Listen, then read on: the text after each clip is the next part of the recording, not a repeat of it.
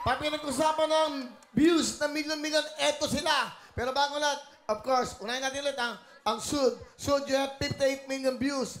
Ano yun? Ano yung matinding yun na pinakita nyo sa ano? Kinanta sinulat namin yung kantang sila, tapos narinig ng mga tao sa mga bar. Tapos shinare nila sa mga friends nila. Eventually, napakinggan siya sa radyo. Sino gumawa ng kantang sila? Yung drummer namin, wala ngayon eh. Pero si Jimbo Cuenco, Jimbo, kung nasan ka man, mahal ka namin. Anyway, ano title? Sila. Sila. Bakit sila?